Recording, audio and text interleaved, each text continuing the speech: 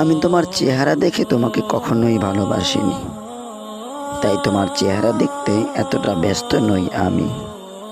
আমি তোমার কথা শুনে তোমাকে এতটা ভালোবাসিনি, তাই তোমার কথা না শুনলেও এতটা কষ্ট পাই না আমি। আমি তোমার দেহের গঠন দেখে তোমার প্রেমে পাগল হইনি, তাই তোমাকে কাছে না পেয়েও এতটা ব্যথা পাই না আমি। তোমার ওই গোলাপি ঠোঁটের প্রেমে বিলীন হইনি, তাই তোমার ঠোঁট স্পর্শ না করে কখনো নিজেকে ব্যর্থ ভাবিনি। আমি তোমার সৌন্দর্যের প্রেমে পড়িনি, তাই তোমার সৌন্দর্যকে আমি এতটা প্রাধান্যও দিইনি। আমি তোমাকে ভালোবেসেছিলাম মনের মিলন আছে বলে, তাই তোমাকে ছাড়া আমি কখনোই একা থাকতে চাইনি। কিন্তু তুমি সেই সুযোগ নিয়ে ক্ষতি করলে আমার। ভালো থেকো, সুখে থেকো, খুঁজে নেও আবার, যে হবে শুধুই তোমার। কাউকে ঠকিয়ে ভেবো না আমি জিতে গেছি, বরং তুমি যাকে ঠকিয়েছো সেই জিতে গেছে। কারণ সে তোমাকে মন থেকেই ভালোবেসেছে, কিন্তু তুমি সেই ভালোবাসার মূল্য দিতে জানোনি। যে ভালোবাসার মূল্য দিতে জানে না, সে কোনো দিনও কাউকে ভালোবাসতেও পারে না।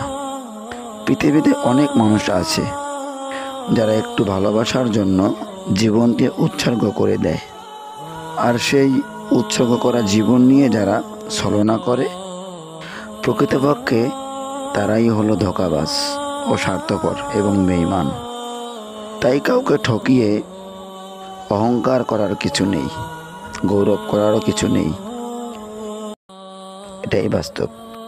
কিছু কষ্ট সহজে ভোলা যায় না, যার মাত্রা অধিক।